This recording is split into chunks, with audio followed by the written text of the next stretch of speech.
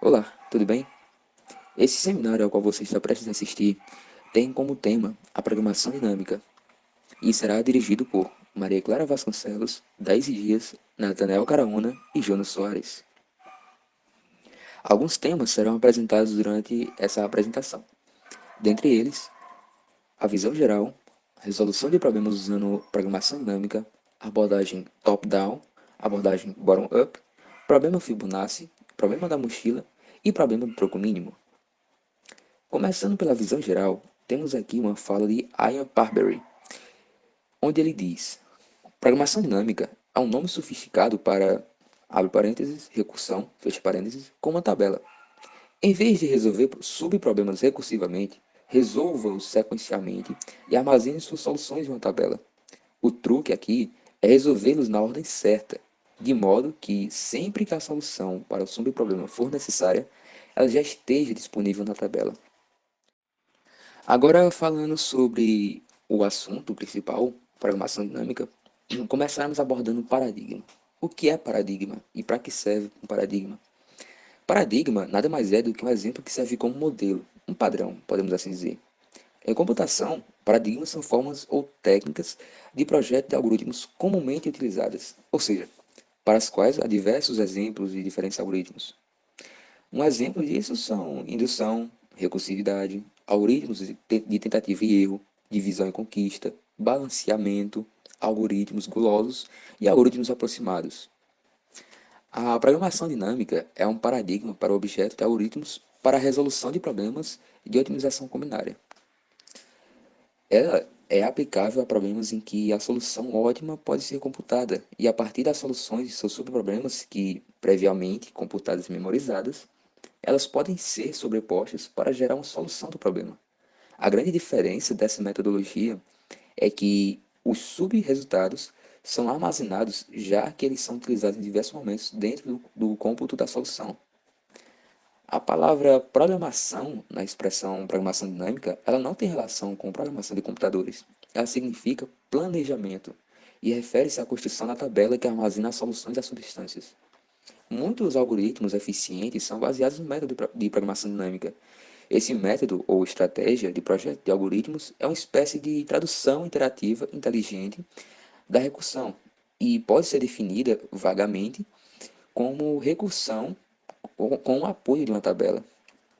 Como em um algoritmo recursivo cada instância do problema é resolvida a partir da solução de instâncias menores, ou melhor, de subinstâncias da instância original, a característica distintiva da programação dinâmica é a tabela que armazena as soluções de várias substâncias. O consumo de tempo do algoritmo é, em geral, proporcional ao tamanho da sua tabela. Para que o método da programação dinâmica possa ser aplicado, é preciso que o problema tenha estrutura recursiva. A solução de toda instância do problema deve conter soluções de substâncias da instância. Essa estrutura recursiva é representada por uma recorrência, e a recorrência pode ser traduzida em um algoritmo recursivo. Em alguns casos, o algoritmo recursivo refaz a solução de cada substância muitas vezes, e é isso que torna o algoritmo ineficiente. Nesses casos, é possível armazenar a solução da substância na tabela, e assim evitar que elas sejam recalculadas. Sequência Fibonacci e programação dinâmica. Para introduzir alguns aspectos relacionados à programação dinâmica, será utilizada a sequência Fibonacci como exemplo. Essa sequência é um conjunto de números onde o atual é somado com o antecessor para resultar o seu próximo. Sua função é representada com Fn igual a f de n-1 mais f de n-2 para n maior que 1. F de 0 é igual a 0 e f de 1 é igual a 1. Resolução de problemas usando a programação dinâmica. A maior dificuldade para usar a programação dinâmica não é a criação do algoritmo em si, mas quando e como deve ser utilizado a técnica para a resolução do problema. Além disso, na maioria das vezes, a solução não é tão simples. Tendo isso em mente, existem 4 passos fundamentais para resolver esses problemas. O primeiro passo é identificar o problema como sendo de programação dinâmica. O segundo passo é definir o valor da solução ótima recursivamente. O terceiro passo é calcular o valor da solução ótima da forma bottom-up ou top-down. E o quarto passo é analisar o desempenho. No primeiro passo, identificar o problema, sendo de programação dinâmica, existem dois pontos: a subestrutura ótima e a sobreposição de soluções. Na subestrutura ótima, a solução ótima do problema vem da solução dos subproblemas dependentes. Para poder encontrar o termo n na sequência Fibonacci, é necessário encontrar antes o termo n-1 e n-2. Ou seja, a solução ótima depende do melhor resultado dos outros dois subproblemas.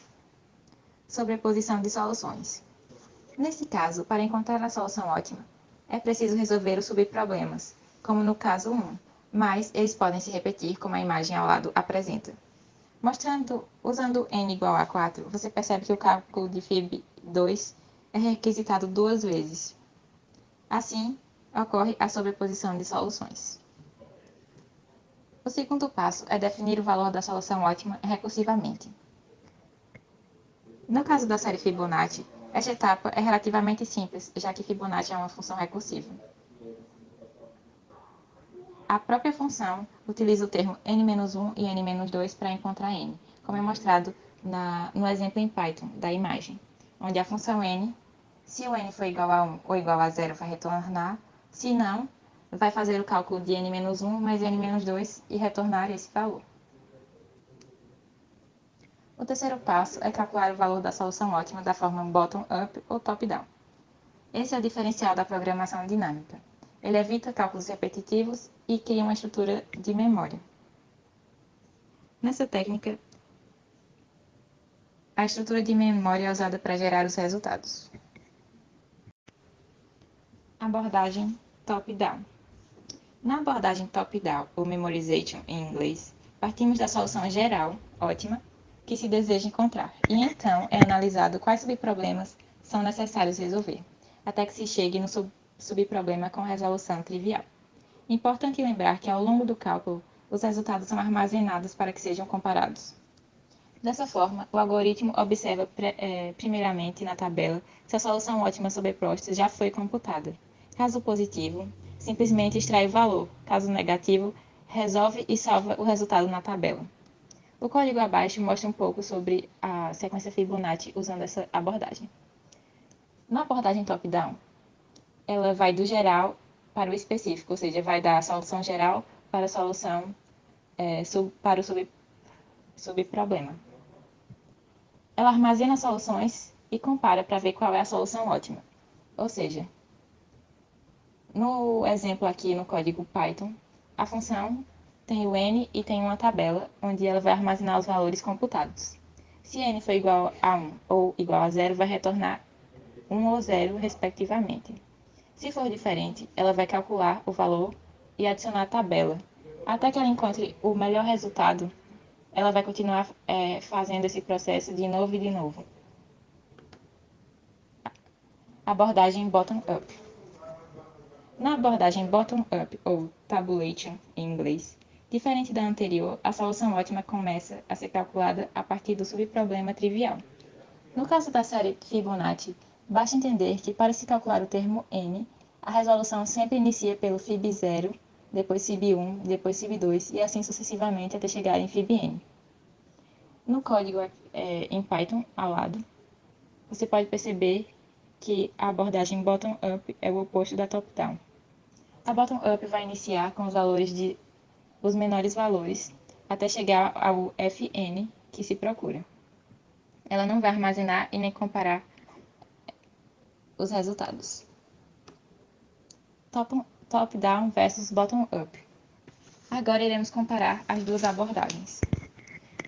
Relacionado ao quesito de especificação de problema, o top-down é mais fácil de se pensar no problema.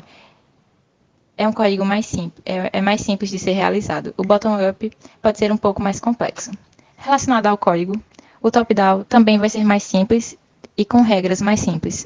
No bottom-up, torna-se inviável quando há muitas condições, porque você tem que calcular do primeiro até o valor que você deseja. Se for um valor muito alto, vai demorar mais. Resolução de subproblemas. Resolve apenas os subproblemas que são necessários, no top-down. No bottom-up, vai ter que resolver todos os subproblemas até chegar no problema original. Parâmetro na tabela. A tabela é preenchida apenas com soluções necessárias no top-down. No bottom-up, ela será preenchida com todos os valores calculados e, em sua maioria, será desnecessário, porque você só quer saber o valor de um, mas até chegar nele, você vai ter que calcular os antecessores a ele. Analisando o desempenho.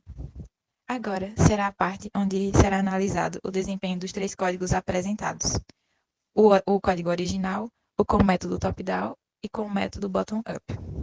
Analisando o desempenho dos três códigos apresentados, onde o n calculado está entre os valores de 35 e 40, é perceptível que no código original, o tempo de execução é relativamente maior se comparado aos códigos onde foram utilizados os métodos top-down e bottom-up, os mostrando superiores. Mas, comparando esses dois métodos, é perceptível que o top-down supera o do bottom-up, levando em conta todos os requisitos apresentados. Agora eu vou falar sobre o problema da mochila. Esse é um dos problemas mais comuns na literatura e um dos mais aplicáveis à vida real. Imagine que você vai viajar e você precisa colocar seus itens dentro da mochila. Porém, você tem itens demais e não cabem todos dentro dela. Você então quer colocar os itens de maior valor dentro da sua mochila. E é esse, basicamente, o problema da mochila. Você tem uma capacidade limitada e você quer colocar os itens de maior valor. Você quer o maior valor acumulado dentro dela. Um tipo de algoritmo que a gente pode usar para fazer esse cálculo é o algoritmo guloso. Ele basicamente insere os itens por ordem de valor, do maior para o menor, mas nem sempre vai ser resultar na melhor solução. Nesse exemplo, nós temos uma mochila de capacidade 6, e nós temos esses 7 itens. O algoritmo guloso veria primeiramente o item com maior valor, que nesse caso é o item 5, com o valor 200. O item 5, ele tem peso 5. Subtraindo, sobra apenas um peso para a gente poder colocar ele dentro da bolsa. Porém, nenhum dos outros cabem, só cabe então o item 1, que tem peso 1. E o valor 200. Somando os dois, esse conjunto dá 260 de valor acumulado. Outro tipo de algoritmo guloso, ele usa o valor do peso unitário. Como seria isso? A gente pega o valor e divide pelo peso. Nesse caso, 150 dividido por 3 dá 50. Então ele vai pegar o que tem maior valor unitário, o peso vale mais. Que nesse caso é o 2, com o peso unitário de 50, e o 1 com o peso unitário de 60. Formando então, somando os dois, nós temos 210, o que é ainda menor do que o conjunto anterior. Mas essa não é a melhor solução. A melhor solução seria, na verdade, os itens 2 e 3, que completariam a bolsa e resultariam no maior valor acumulado. Então, como é que a gente pode fazer um algoritmo melhor? Para que ele sempre retorne a solução ótima. Nós vamos dividir esse problema maior em subproblemas. E como é essa ordem, né? Primeiro, nós escolhemos o item, e ao escolher, decidimos se ele vai entrar na mochila ou não. Se ele entra na mochila, então a capacidade da mochila diminui. Se ele não entra na mochila, então a quantidade de itens disponíveis diminui. Então, nós temos os subproblemas. Nós podemos, então, fazer uma abordagem recursiva.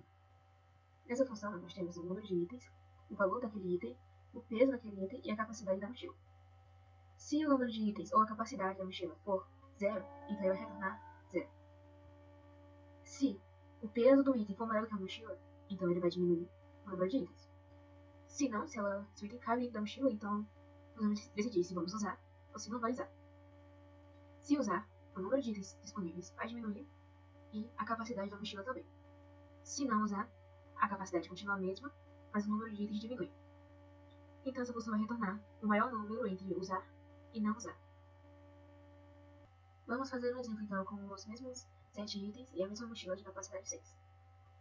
Aqui a gente começa com mochila de capacidade 6 e 7 itens. O item 7, ele tem peso 6, logo, ele cabe dentro da mochila. Se ele cabe, nós vamos decidir, ele pode ser usado ou não. Se ele for usado, então a capacidade da mochila vai diminuir. 6 menos 6 dá 0, e a quantidade de itens também. De 7 vai para 6. E aqui termina porque a capacidade da mochila chegou a 0, então termina aqui. Se ele não usar, então nós diminuímos a quantidade de itens. Fica uma mochila de capacidade 6 e 100 itens disponíveis. O item 6, ele tem peso 5. Se a gente usar, nós vamos ter 5 itens sobrando e um peso disponível apenas um peso disponível na mochila. Então diminuímos mais um. O item 5 não cabe dentro da mochila, porque só tem um espaço sobrando. O item 4 também não cabe dentro da mochila. O item 3 também não cabe. O item 2 também não cabe. O item 1 cabe. Então a gente pode usar ele, e aí sobra 0 itens e 0 espaço. Ou pode não usar ele, que aí sobra 0 itens e ainda sobra um espaço. Aqui continuando, se a gente não usar esse item 6, então vai sobrar 5 itens e 6 de espaço na mochila. Se a gente usar, então vai sobrar apenas um espaço novamente, e 4 itens. O item 4 não cabe dentro da mochila, então diminui mais um item. O item 3 não cabe dentro da mochila. O item 2 não cabe dentro da mochila, mas o item 1 cabe. E logo nós podemos ou usar ou não usar. E assim por diante. Se você perceber, tem algumas árvores que estão sendo repetidas. Essa daqui, como essa daqui, são iguais. Essa daqui e essa daqui. Então, a gente pode evitar esses cálculos desnecessários, que essa é a proposta da programação dinâmica, né? Nós armazenarmos estes cálculos para não precisar fazer de novo. Para resolver esse problema, nós vamos usar a estratégia bottom-up, ou seja, nós vamos começar do menor valor até o maior valor. Nós vamos criar uma matriz onde as colunas é a capacidade da mochila e as linhas são a quantidade de itens. A primeira linha e a primeira coluna são zeradas, porque quando a gente tem capacidade zero, não dá para colocar nenhum item. E quando nós temos 0 itens, então não tem nada ocupando nenhum peso dentro da mochila. Então, a gente começa aqui no item 1 e no peso 1, nessa casa aqui.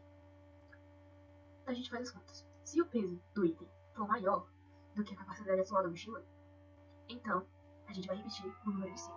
Isso significa que ele não entrou na mochila. Mas se ele cabe, então a gente vai decidir entre usar e não usar.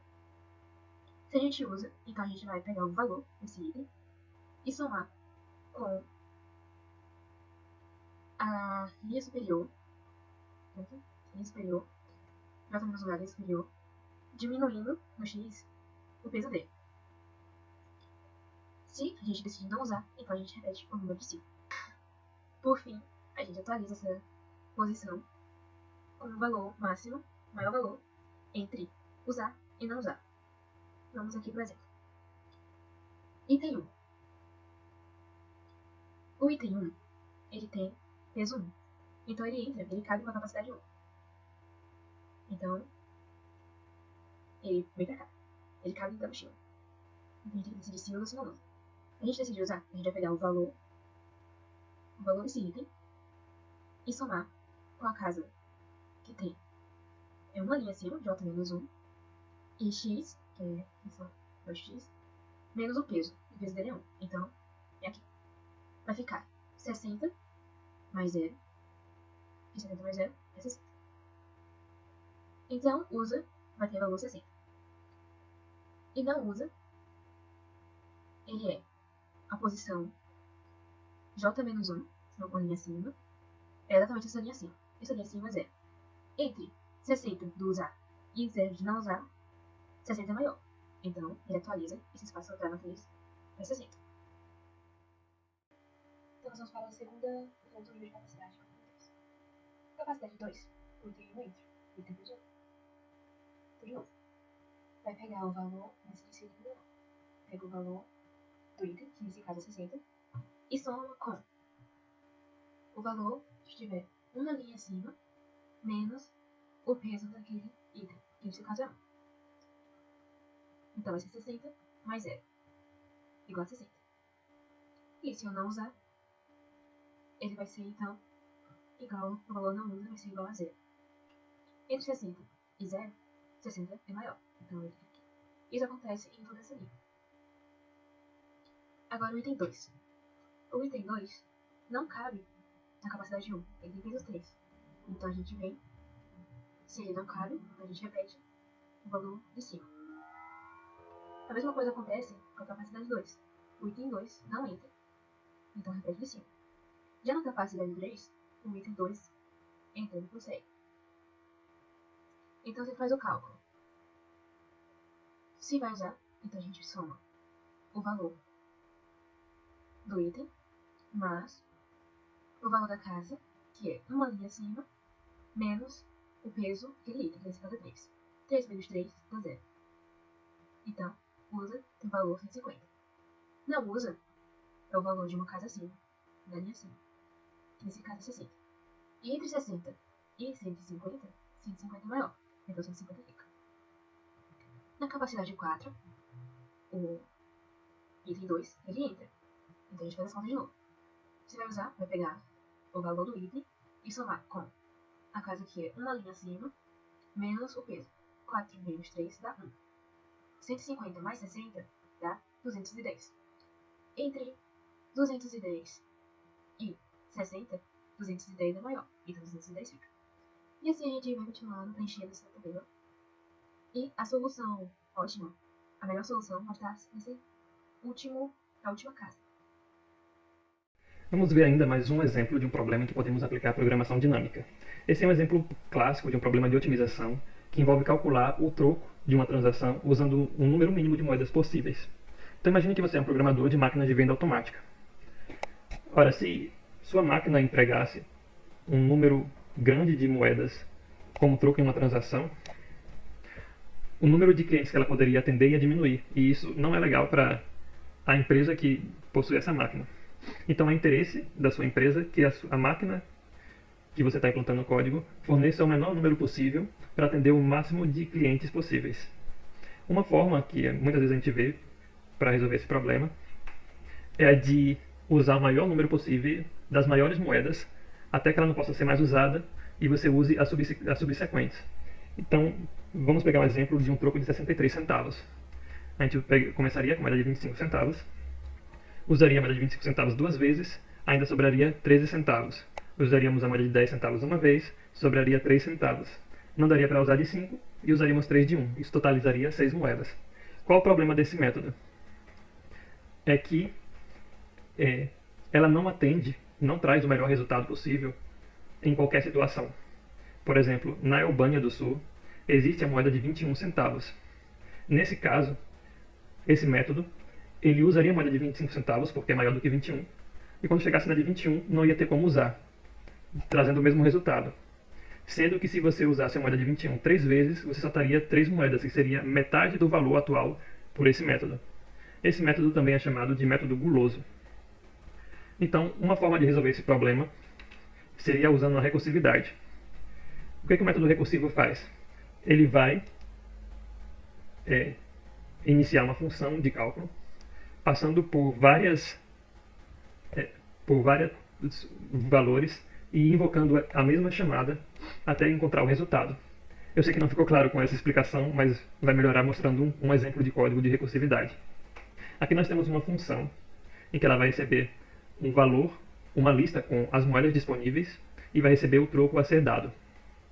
No caso, a gente passou aqui 1, 5, 10, 21 e 25 centavos para ser entregue um troco de 63. Então, o que essa função vai fazer? Ela vai verificar se o meu troco existe uma moeda que corresponda ao valor do meu troco. Se existir, então ele vai retornar 1, que é um valor mínimo para aquilo. Por exemplo, uma moeda de 10 centavos. Se eu tenho um troco de 10 centavos e existe a moeda de 10 centavos, então eu só vou usar uma moeda. Mas se não existir uma moeda que corresponda ao valor atual, então ele vai percorrer as minhas moedas e vai invocar essa mesma função até que ele encontre uma moeda que corresponda ao valor. Para ficar claro, era isso que vai acontecer. Digamos que você tenha que entregar um troco de 26 centavos. Se você for usar a moeda de 1 centavo, ainda vai sobrar 25. Se você for usar uma moeda de 5 centavos, ainda vai sobrar 21. Então você ainda tem que compor as moedas para que entregue 21 centavos de troco. Se você for usar uma moeda de 1 centavo para 21, ainda vai sobrar 20. Cada nozinho desse aqui é uma invocação do método. Então ele vai chamar 4 vezes para 26, calculando. Vai chamar mais 3 ou 4 vezes para de 21. Ele vai mergulhando isso até que seja encontrado uma moeda que corresponda ao troco. Qual o problema da recursividade? É que existe repetição de cálculo. Como nós podemos ver aqui, para um troco de 16, por exemplo, ele vai calcular aqui, vai calcular aqui, vai calcular aqui, vai calcular aqui. Só para 26 centavos ele já calculou a mesma função 4 vezes. Para 15 centavos ele vai calcular aqui, vai calcular aqui, vai calcular aqui. O que é que isso acarreta? Maior tempo de execução do método, ineficiência, porque ele vai repetir o mesmo cálculo diversas vezes. Só neste exemplo aqui, para trazer um troco para 63 centavos, esse método vai ser invocado, vai ser chamado 67 milhões de vezes. E, dependendo do valor, você tem um tempo de execução maior ou menor. Não existe um tempo fixo. Pode ficar cada vez mais complexo. Mostrando o código em execução, se a gente usar um troco de 10 centavos, por exemplo, ele calculou rapidamente. Mas para 63 centavos, ele vai calcular 67 milhões de vezes para encontrar esse valor e trazer só 3 moedas. Não travou, está acabando ainda de calcular. 3 moedas. Ele fez um cálculo de 63. Ele chamou o método 63 milhões de vezes para trazer esse resultado. Então é um método ineficiente. Como a programação dinâmica pode resolver isso? Aí vamos entrar na primeira abordagem, que seria a top-down. O que é que a abordagem top-down da programação dinâmica vai fazer? Ele vai ainda ter recursividade, só que ele vai armazenar os resultados de cada troco em uma tabela. Por exemplo, aqui em 26, quando ele usou uma moeda de 10 centavos, sobrou 16. E ele fez o cálculo para saber quais moedas seria necessário para compor 16. E esse resultado aqui seria armazenado em uma tabela. Então, quando fosse invocado aqui, quando for invocado aqui, quando for invocado aqui, ele já vai ter esse resultado armazenado e não vai precisar calcular novamente. Mostrando isso na execução, eu vou trazer o mesmo troco com o mesmo método, só que agora armazenando em uma tabela. Então, antes de cada cálculo, primeiro ele vai ver se existe um troco para aquele valor, para ele não precisar de refazer o cálculo. Como resultado, o tempo de execução é muito menor. Você tem uma redução de 66 milhões de chamadas, 67 milhões de chamadas para apenas 221. Mas qual o problema da top-down? É que ela vem de cima para baixo, calculando só os valores requisitados para ela. Quer dizer, não é um problema, é uma observação. Por exemplo, aqui ela só calculou o de 16, a de 21, a de 25, a de 1, só o que está aqui presente. Se por acaso precisasse de algum valor que não foi calculado, ela não teria como resultado. Não é um problema, é uma observação. Mas aí vem a abordagem bottom-up. O que a abordagem bottom-up faz? Em vez dela sair calculando de cima para baixo, ela vai procurando o troco de baixo para cima e armazenando na tabela todos os valores até o valor ser entregue. Então ela começaria com o valor de 1, depois o de 2, depois o de 3, o de 4, o de 5, de baixo para cima até chegar ao valor. Dessa forma, quando você fosse calcular qualquer valor entre o que você pediu no cálculo anterior, ele já vai estar armazenado, independente do valor que você escolha. O exemplo do código bottom-up seria esse daqui. Ele não vai ter mais recursividade. Ele vai gerar uma lista que vai ser preenchida incrementalmente, de baixo para cima, até o valor que você escolher. Dessa forma, toda vez que você calcular um valor que seja menor do que você já calculou, ele já vai ter armazenado e vai trazer quase que instantaneamente. Então vamos fazer o mesmo cálculo de 63 centavos.